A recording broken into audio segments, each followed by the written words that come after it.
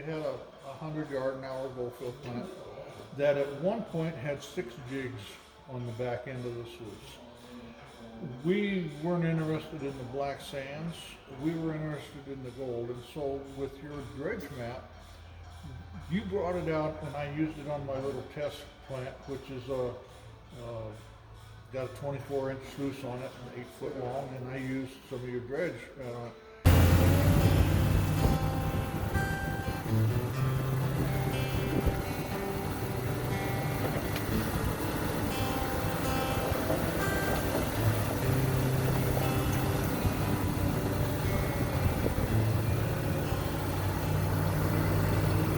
It worked so well that it got as much as 30% better recovery than what I had in a passive mat that was on there, that the black sands was just blinding off. And so when the owner of it, or the operator of it, saw how it worked in my little test plant, he wanted it for the whole plant. And the benefit of that was, instead of 18 or 25 gallon buckets, these were 36-inch sluices that were 30 foot long. I know, they were really long. And I kept thinking to myself, because I forgot how long they were. Were those 16 foot? I think they were more than 16 foot. Yeah. and so we had. So what they're doing today is they're just turning the wash plant on for the first time after dragging up here and setting it up. The preliminary setting this up here, they gotta get bunk skids underneath there so everything's level. So they're just basically testing the equipment. They're just getting the mats in, the cages. This is the first day they turned on the Trommel. They got the power to it, and they're testing the spray bars. They're checking for clogged nozzles, and they got to rotate the spray bar into Trommel. It isn't in the right spot. It's clocked out the wrong direction, and they got to get everything kind of all leveled up. So this is kind of a Saturday weekend that they're getting kind of everything kind of dialed in on the plant, so that they can start looking towards next week, getting ready to start running some paint.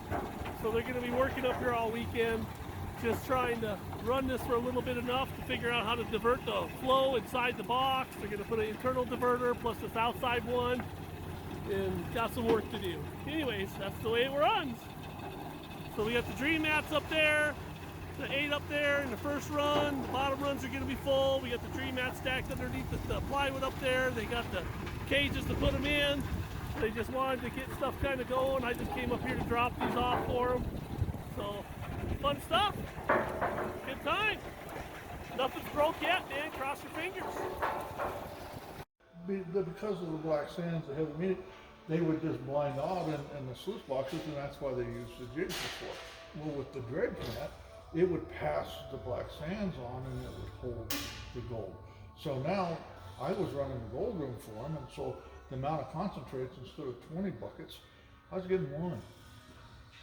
So my time was cut, I don't know how many hours, but instead of several days, I could clean that concentrate in a matter of a couple hours, and I was done. And that was on a very large scale, a lot of big sluices.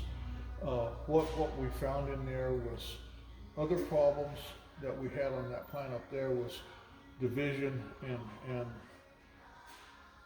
the sluice design was a whole another problem. The design that was there, delivering that fluid was not the best, and we had to come up with a better way. I was perplexed and never had seen a diverter like that before, so I was trying to learn something, but at the same time I was like, this seems really hard. Oh, this thing's so I didn't know, Bob. I was just going to extend this way it should be instead of this stuff. Yeah, that's what I'm saying. saying. Put a rubber flap on the bottom, but to me it just looks like it needs to be a little bit longer and stuff. Yeah. But I got to thinking about that one side feed that we had up there, and what we do, putting it into a piece of angle iron like this. It puts everything down, and then you put a splitter at the bottom that you split That's off. That's how you solved it. Wow, that's a great idea. Yeah. Instead of having a flat bottom and a flat diverter, you put it into a trough and let it stack. So stack it and then conquer it. Sounds. And it worked good. Wow. So anyway, it's David, every product that we've got from there, you've saved me time, and that to me is I got money to buy other products, but I don't have time to use all the products because they don't yield the same results as what your mats does.